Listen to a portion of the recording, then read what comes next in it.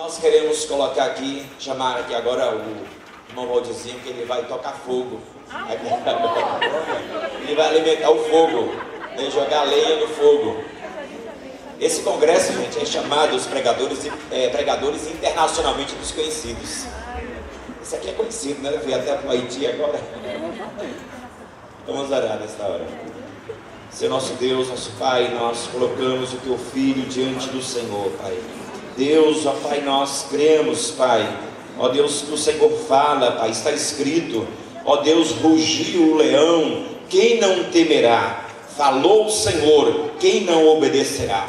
Nós não queremos, Pai, ser apenas ouvintes da Tua palavra, nós queremos ser praticantes, Pai, e colocamos agora, Pai, a vida do Teu Filho, Valdir, em Tuas mãos, para que o Senhor o use, Pai, em nome de Jesus, Pai, que ele esteja totalmente confiante, Pai, ó Deus, que o Senhor está dirigindo esse momento, Pai, e que no abrir e fechar da boca dele, Pai, possa ser pronunciado aquilo que está no teu coração, Pai, que esta palavra que saia, Pai, da tua boca, Pai, não caia, ó Deus, não se perca, mas que encontre lugar nas nossas vidas, Pai.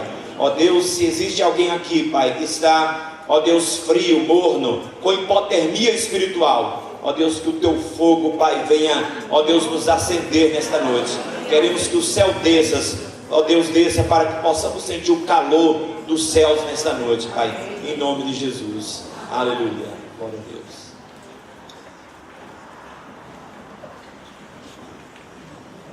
Graças a Deus, igreja. Pode sentar.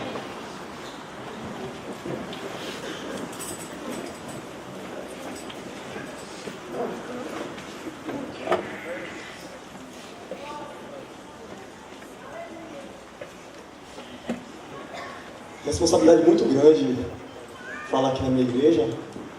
Já sou membro daqui há aproximadamente 7 anos já. Sou filho, para quem não conhece, do pastor Valdir, da pastora Solange. Sou casado com Sayonara, minha belíssima esposa, na segunda fileira. E juntos nós somos líderes da célula ID.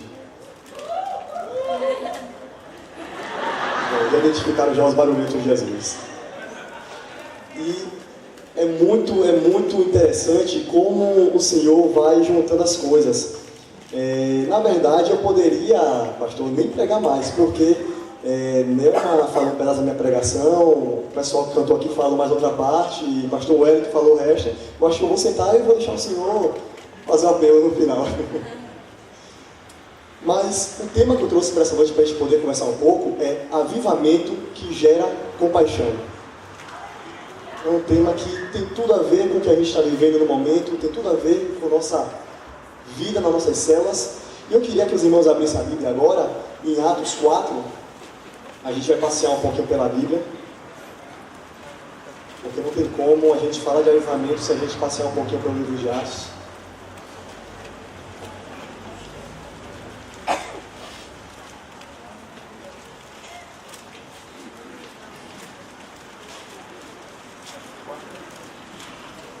Vamos ler a partir do versículo 32.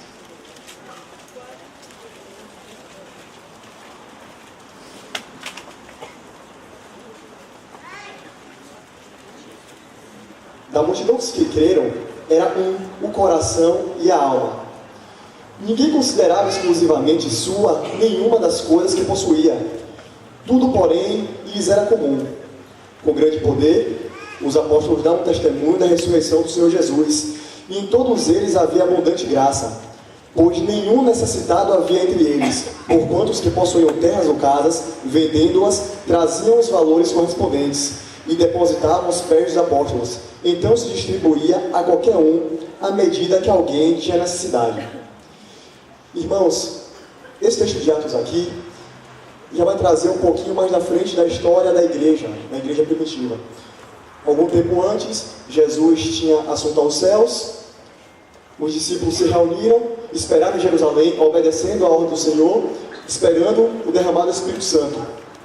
E se a gente for ver em Atos 2, a Bíblia vai falar que eles estavam todos reunidos em uma casa, estavam todos reunidos com um só propósito, assistindo Big Brother,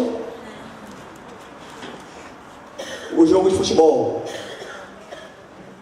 falando mal do irmão, a Bíblia fala que eles estavam todos reunidos em um só propósito, buscando e esperando. Porque se Jesus falou, o Espírito vai vir, eles estavam aguardando a chegada do Espírito Santo.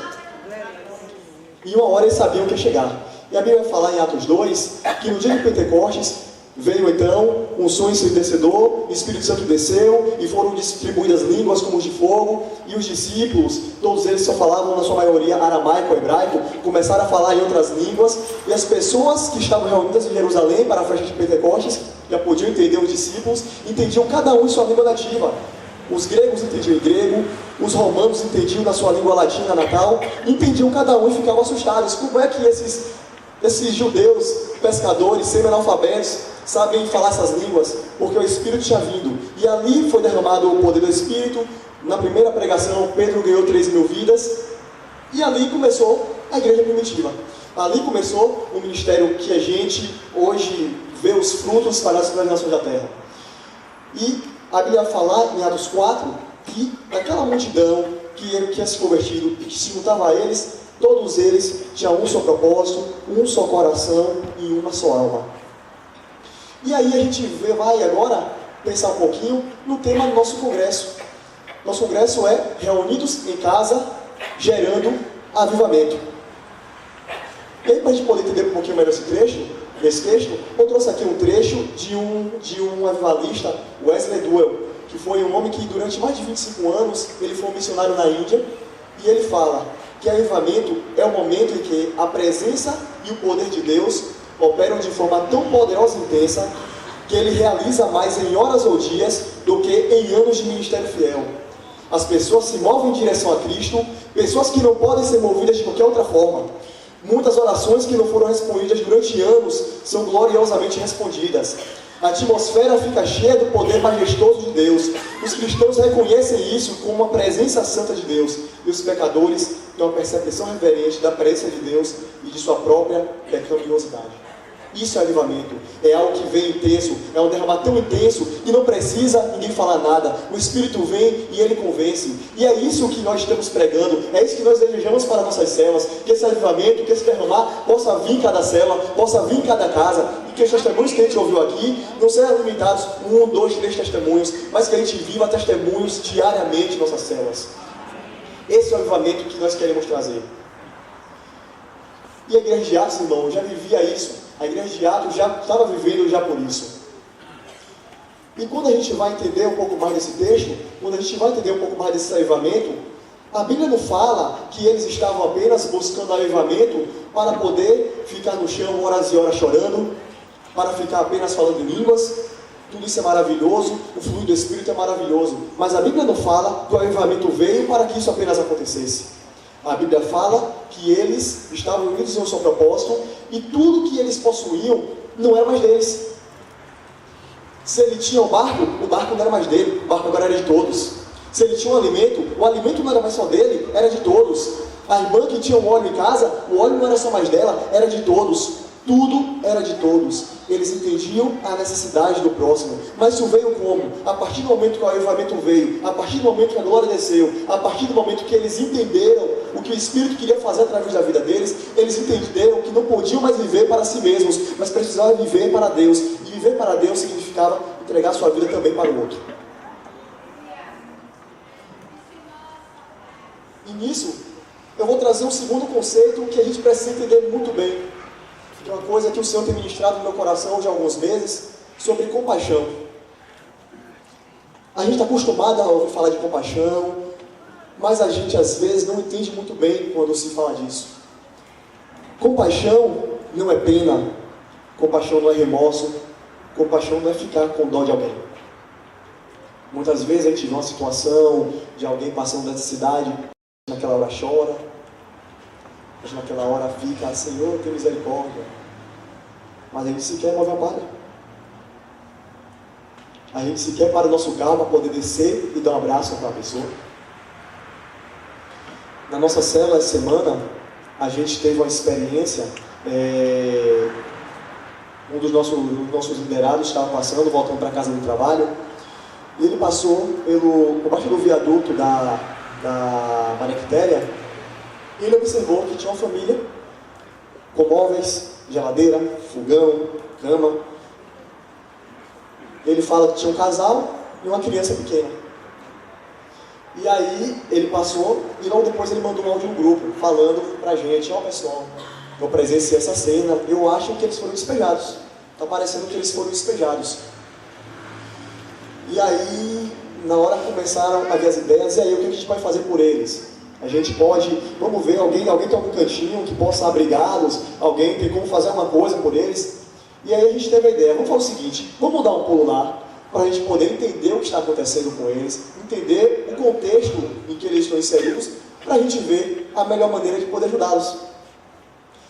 E aí naquela mesma noite, isso foi na quinta-feira à noite mesmo, um grupo da célula saiu e foi até lá para poder saber o que estava acontecendo.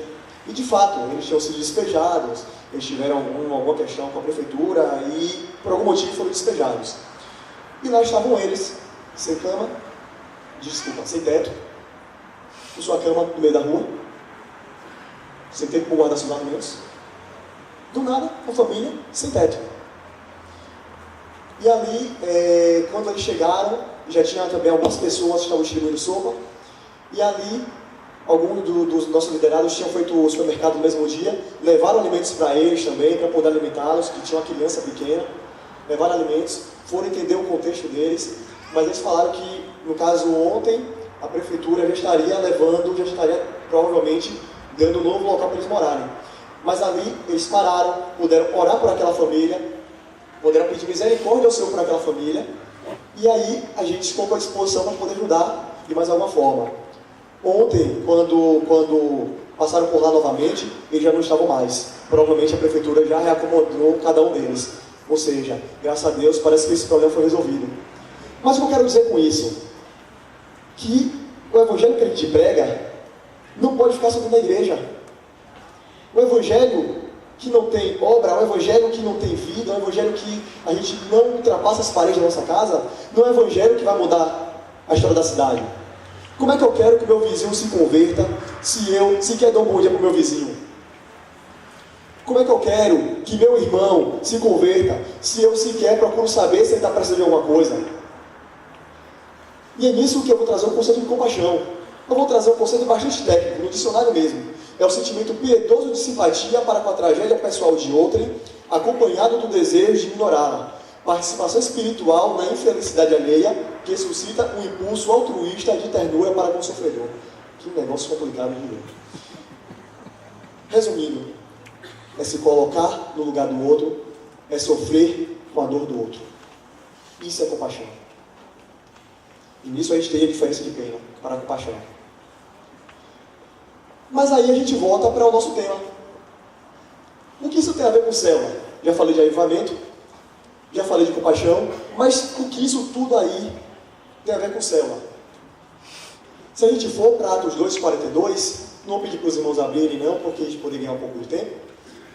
A Bíblia vai falar em Atos 2,42. E perseveravam na doutrina dos apóstolos, e na comunhão, no partir do pão e nas orações. Esse versículo resume tudo o que a gente prega numa célula. Doutrina dos apóstolos, que seria a provisão espiritual, o ensino da Bíblia, o ensino da palavra, o ensino de que realmente Jesus é, na verdade, o momento de proporcionar o crescimento espiritual. É isso que vem significar essa provisão espiritual. A comunhão, que significa o relacionamento com os outros, estar na casa do seu irmão, estar em comunhão com o seu irmão, estar em contato com o seu irmão, isso também faz parte da nossa ideia de célula. Orações, fala do relacionamento com Deus. É o papel que a célula tem de estimular também o relacionamento com Deus. Estimular não somente o convívio com os irmãos, mas principalmente o convívio com Deus, a comunhão com Deus, que não deve se limitar apenas à célula, mas também ao ambiente fora da célula, ao seu lugar secreto juntamente com Deus. E por fim, que é o ponto que eu vou querer falar mais, que é o partir do pão, que vai falar da provisão material. Mas aqui eu não vou meter apenas a provisão material, mas também a ideia de você realmente se compadecer com qualquer necessidade que o outro venha ter. E aí a gente vai seguir mais um pouco falando em Atos 6. Atos 6, de 1 a 7. Esse eu queria que vocês abrissem para a gente poder ler.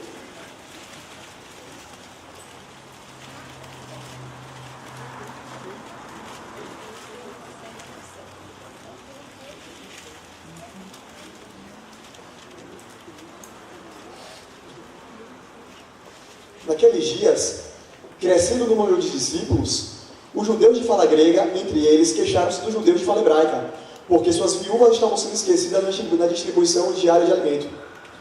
Por isso, os 12 reuniram todos os discípulos e disseram: não é certo negligenciarmos o ministério da palavra de Deus, a fim de servir às mesas.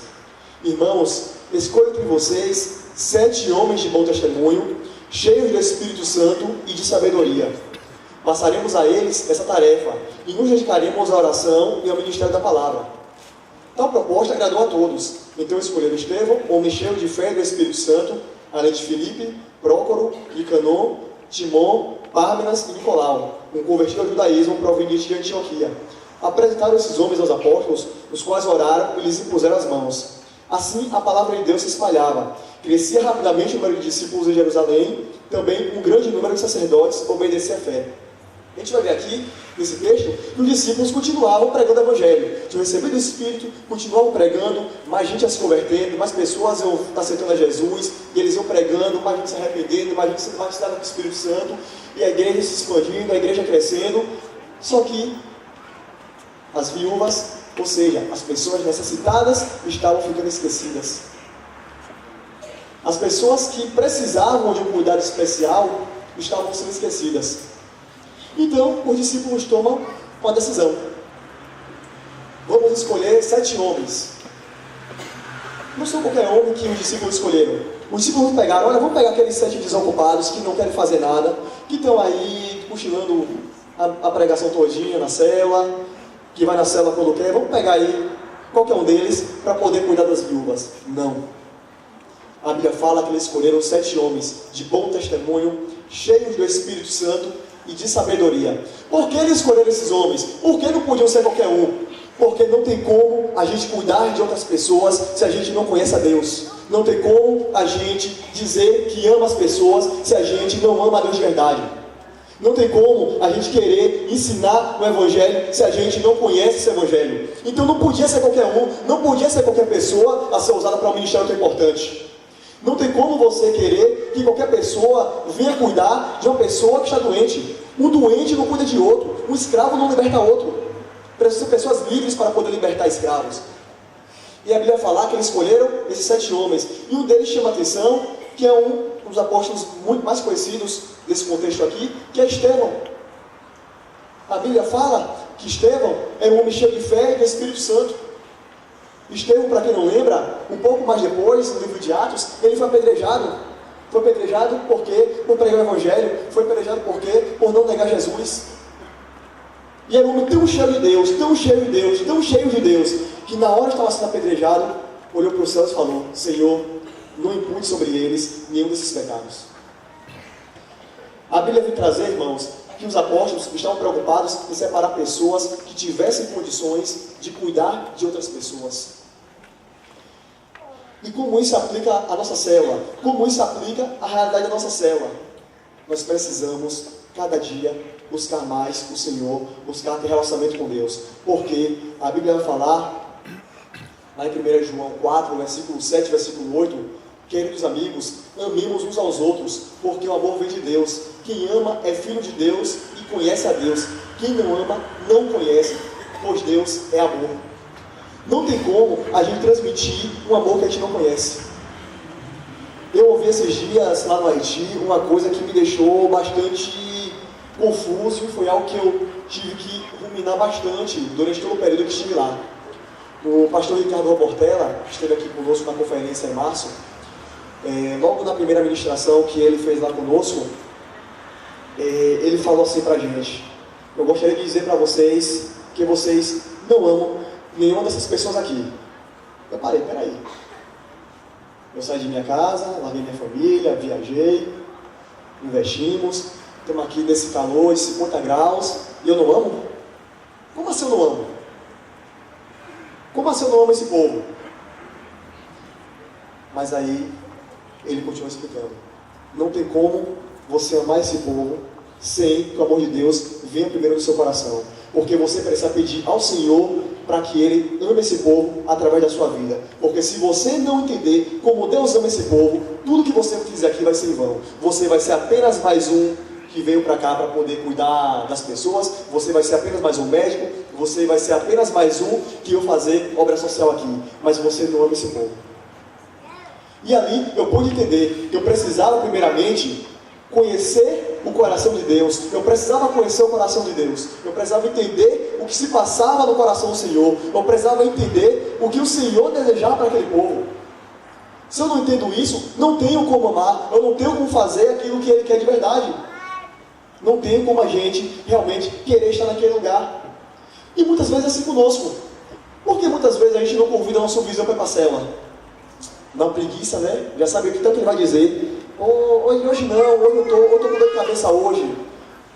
Ah não, meu marido vai chegar mais cedo no trabalho hoje, eu tenho que preparar a janta dele, não vou poder ir. Mas já sabe todas as desculpas e a gente perde a paciência. São tantas as desculpas que a gente ouve todo dia para levar uma pessoa para a cela que a gente perde a paciência. Agora imagina se o Senhor perdesse a paciência com cada um de nós. Imagina se o Senhor perdesse a paciência com cada um de nós. O que seria de nós? Obrigado, Senhor, porque o Senhor perdeu a paciência comigo.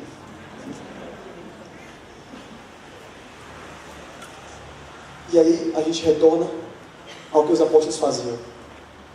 Quando o Espírito veio sobre eles, quando o Senhor derramou do seu Espírito sobre os apóstolos, eles não apenas falavam de algo que eles tinham ouvido falar. Eles não apenas estavam falando de algo que eles leram nas Escrituras do Antigo Testamento. Mas a partir de agora, eles falavam de um Jesus que eles tinham andado, com quem eles tinham jejuado, com quem eles tinham operado milagres, ajudado a operar milagres, porque eles tinham observado os milagres acontecerem. Então, eles estavam agora reproduzindo aquilo que eles aprenderam com o Mestre. E o que é que nós temos aprendido com o Mestre? Será que nós temos aprendido? Será que nas nossas células a presença do Senhor tem se feito presente de forma que nós possamos realmente entender o que está no coração do Pai? Se a gente pudesse hoje olhar um pouquinho para o coração do Pai, o que é que o coração do Pai está dizendo para nós? Será que a gente já quer apenas viver um avivamento que é um mover, que é apenas um movimento, um avivamento que não gera mudança de comportamento, que não gera mudança de atitude, que não gera mudança de caráter? Ou será que a gente quer viver um avivamento que traz arrependimento, que traz salvação, que traz libertação, que traz cura? Porque nas nossas famílias ainda, muitas pessoas não citaram Jesus. Será que é porque a mudança não começou ainda através de mim? Porque às vezes a gente reclama da palavra que nossa vida leva. Será que a gente está parando para poder ouvir ao Senhor? Como é que vai haver um avivamento de verdade se a gente não está disposto a receber do Senhor? A cela deve estar preocupada em ajudar o próximo. Irmãos, cela em 4 paredes é apenas mais um ajuntamento de pessoas. Igreja que se limita a 4 paredes é apenas mais um ajuntamento de pessoas. Não é isso que o Senhor nos chamou para fazer. O Senhor quer derramar o seu Espírito sobre nós para que a gente leve mudança para o próximo. Se isso não gera mudança, do que adianta ter reunião de célula? Se não há mudança a começar nossos corações, do que adianta?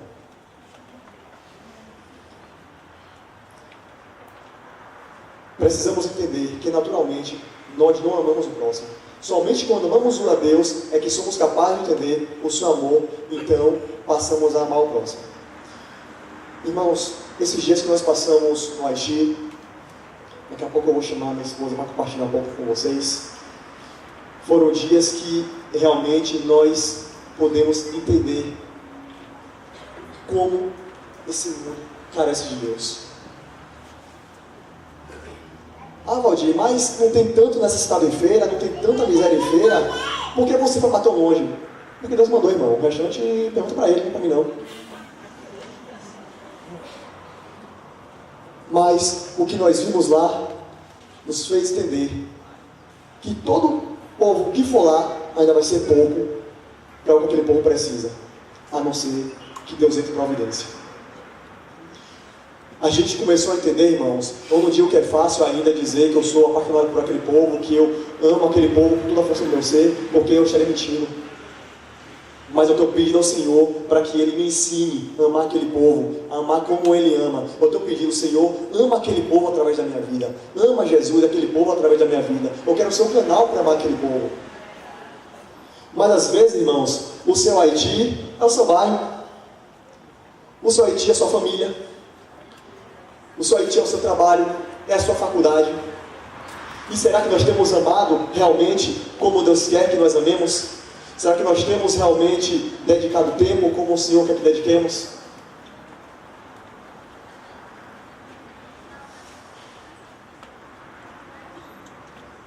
Ai, Senhor, tem misericórdia de nós, Pai.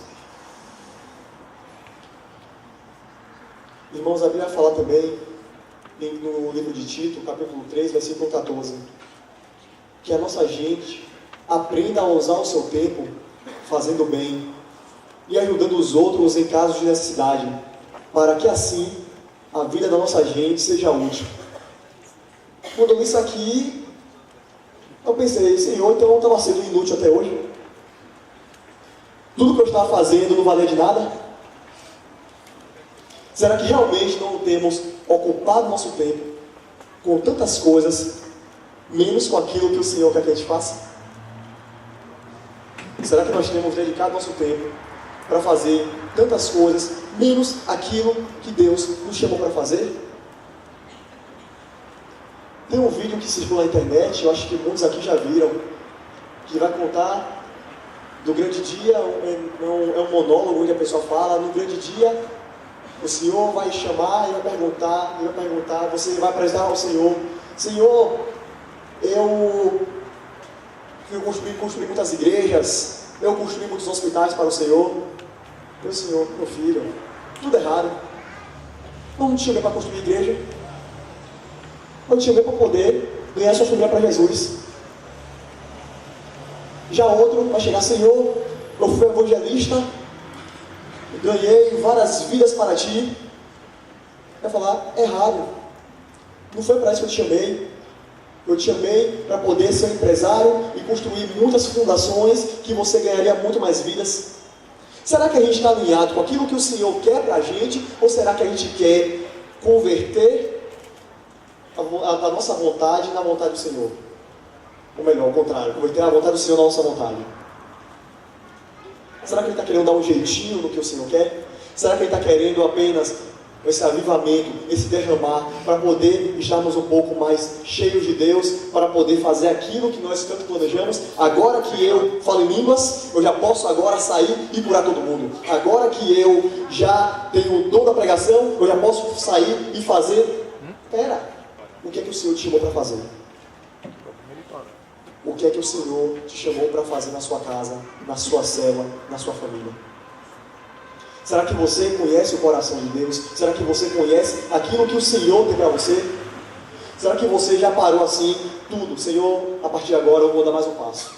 Eu quero entender o que o Senhor tem para mim. Será que você já procurou saber isso do Senhor? Ou será que você continua andando, tropeçando, errando, falhando, e vai, e porta se fechando, e você não é o inimigo? É o Senhor avisando, não vá. Você vai lá, derruba a porta, passa, vai lá outra porta, não é o inimigo. Ou será que você já entendeu que não é o Senhor que tem isso para você? Será que você já parou para pensar nisso? Até quando a gente vai brincar de fazer a nossa vontade e dizer que está fazendo a vontade de Deus? Até quando? Avivamento que não gera mudança, avivamento que não gera arrependimento, avivamento que não gera reconciliação, é apenas mais um mover, é apenas zoada. E não é isso que todos sonhados. Aqueles discípulos de Jesus, aqueles pescadores, nunca mais foram os mesmos. A Bíblia fala que começou em Jerusalém, mas foram enviados por toda a Ásia e Europa. Muitos tiveram mortes cruéis, mas não negaram a Cristo. Eles não estiveram ali limitados apenas a receber aquele enchimento do Espírito Santo, mas eles se espalharam para que aquele enchimento que o Senhor derramou pudesse atingir outras vidas. Era isso que eles queriam, era isso que eles entenderam que Deus queria fazer através da vida deles. A célula é um lugar onde precisa haver o derramar da presença de Deus. Este derramar tem por finalidade nos despertar para fazer toda a grande obra que Deus nos chamou para fazer. Não há como ser tocado por Deus e não ser moldado para sempre. Queria chamar aqui rapidamente Saudara.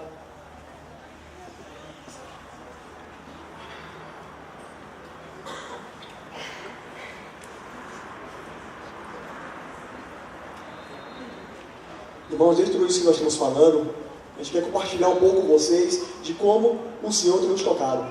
Porque antes da gente ministrar qualquer coisa, antes da gente falar qualquer coisa, tem que haver uma mudança primeiramente dentro de nós. E tudo isso que eu estou ministrando para vocês aqui, são coisas que o Senhor tem ministrado nos nossos corações já há alguns meses. E é algo que tem começado na nossa casa, que tem atingido nossa célula e que a gente quer também que atinja todas as células, todas as famílias dessa igreja. Amém? Vou já saudar e compartilhar um pouquinho da nossa viagem para Haiti. A paz do Senhor, irmãos. Eu relutei muito para ir para Haiti, né, na verdade. Eu não estava entendendo muito bem o que o Senhor queria fazer, enfim. Mas quando a gente vai para lá, foi o que aconteceu comigo, pelo menos. É o seguinte, quando a gente vai para lá, a gente pensa que a gente vai dar alguma coisa para eles, mas na verdade a gente vai receber, né? E a maior transformação acontece na gente, porque o Senhor...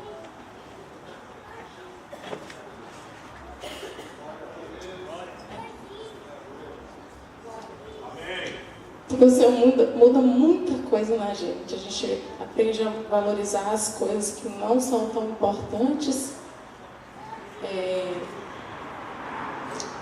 A gente começa a inverter prioridades.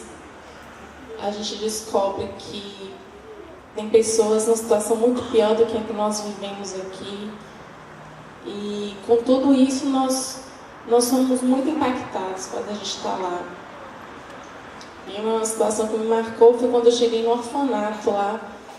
E eu comecei a sentir pena daquelas crianças. Eram crianças que tinham sido encontradas nas montanhas, que tinham sido deixadas pelos pais para morrerem, porque eram deficientes, porque eles não tinham o que dar para comer, e eles abandonavam. E quando eu cheguei naquele orfanato, que eu vi todas essas crianças nessa situação, crianças queimadas de voodoo, de feitiçaria, que é a religião oficial do país. Eu comecei a sentir muita pena delas, e o Senhor falou comigo que eles tinham um pai, que elas não tinham sido abandonadas por Ele, mas que, na verdade, nós que havíamos abandonado elas, que elas precisavam de nós para transmitir esse amor a elas. E foi quando eu comecei a entender um pouco do que a gente tinha que fazer lá, né? Na verdade, muitas precisam de um abraço, muitas são extremamente carentes, e a gente aprende muito com elas. Dificilmente tive alguma triste, dificilmente, assim, apesar de não entender a língua, mas assim, eles não reclamam, eles são muito alegres, e a gente fica sem entender um pouco daquilo, mas a gente vê que é o Senhor mesmo que derrama um amor na vida deles, o Senhor que cuida, enfim. É difícil falar, eu estou processando tudo que aconteceu lá, mas a questão toda é que nós temos pensado muito em nós mesmos, sabe? Nós temos sido muito egoístas, a gente acha que somente a nossa vida é que importa, os nossos problemas que importam. E, na verdade, o Senhor não quer isso para a igreja. Eu creio que esse avivamento que o Senhor tem trazido para a igreja, um avivamento que vai gerar compaixão mesmo, como o Valdir acabou de falar aqui. E o Senhor tem feito isso na gente. Há um tempo atrás nós não éramos assim. E o Senhor tem nos tocado de uma forma poderosa. E por isso que isso tem acontecido. Não é de nós mesmos. É difícil até pensar assim, em voltar para lá. Mas a questão é que a gente quer fazer a vontade do Senhor, e se essa for a vontade dEle, a gente vai fazer, porque a gente entende que a gente não está mais em tempo de viver a nossa vontade, os nossos sonhos, de correr atrás de bens materiais, enfim, a gente tem que correr contra o tempo, porque Jesus está às portas. E é o que Ele quer da gente, que a gente vá por todo mundo, pregue o Evangelho a toda criatura. Essa é a missão oficial da igreja. Foi isso que o Senhor nos chamou para fazer. Amém.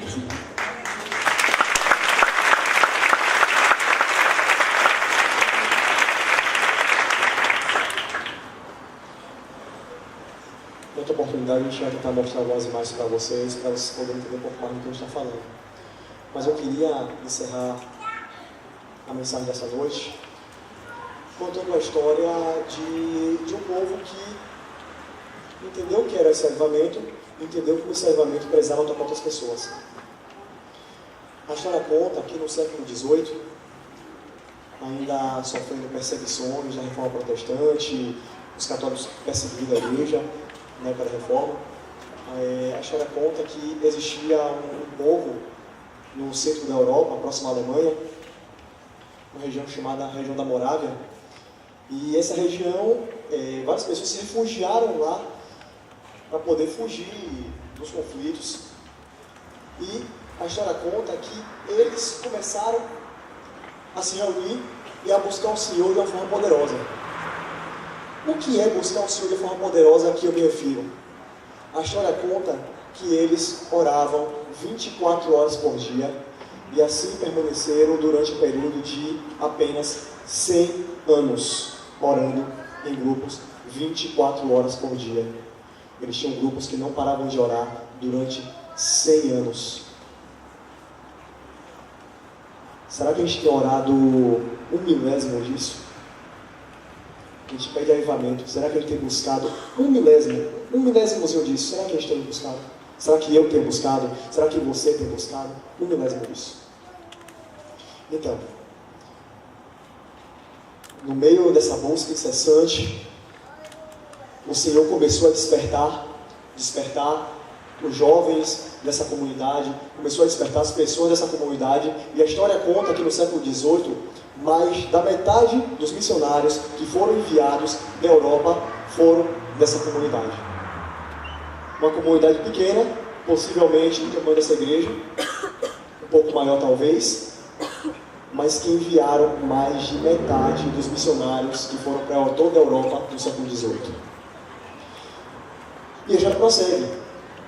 Eles foram tocados de tal forma pelo Senhor, de uma compaixão tão íntima no seu coração, que eles descobriram que existia no leste da Índia um senhor, um fazendeiro ateu, e que ele tinha comprado mais de 2.000 escravos para poder trabalhar em suas fazendas.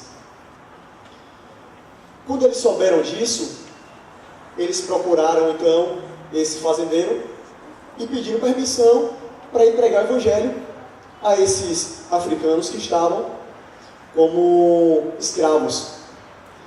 E o fazendeiro disse: negativo, aqui não entra essa conversa de igreja, não entra essa conversa de cristianismo, aqui não tem nada de evangelho não, aqui ninguém fala de Jesus não.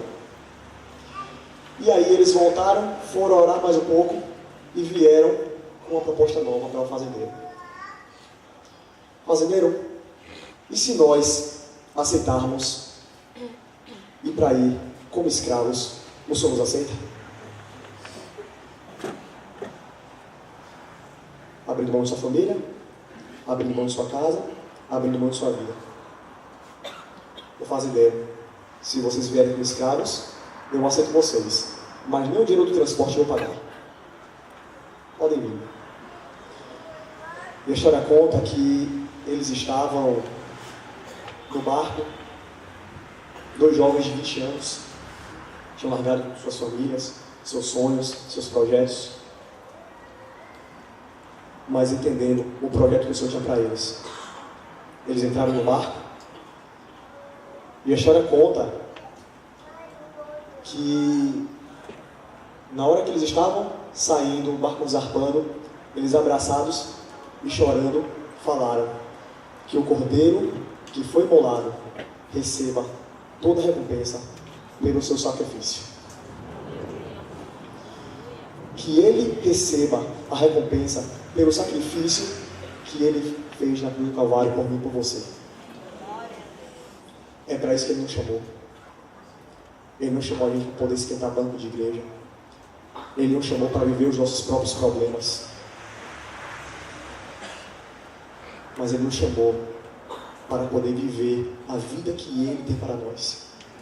E se para isso for necessário que nós morramos por Ele, será que nós estamos dispostos realmente? Nesse momento, eu queria fazer um apelo para você que entendeu que a sua vida não está totalmente de acordo com aquilo que o Senhor quer. Você sabe que existe alguma coisa que precisa ser alinhada com o propósito do Senhor. Você que é crente, está na igreja há muito tempo, mas que você entende que sua vida não está alinhada com o propósito do Senhor. E você entende que precisa viver a vida que Ele tem para você, ainda que para isso é preciso morrer por Ele. Abrir mão dos seus sonhos, abrir mão de sua vida por Ele. Eu queria pedir para você vir aqui na frente nesse momento. É um passo de fé, é um passo de coragem. Não é um pedido emotivo, não é um pedido apenas para poder mover vocês, mas é um passo de fé e de coragem. Se você entende que você ainda não está totalmente alinhado com aquilo que o Senhor tem para você, e que ainda há algo em você que precisa morrer para que a vontade do Senhor se cumpra na sua vida, vem aqui na frente.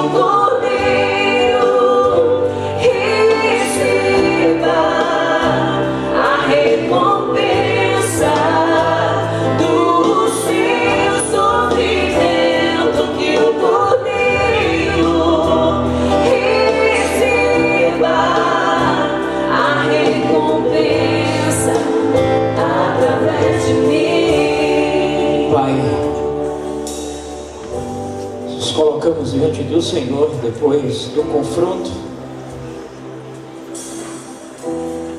para dizer ao Senhor que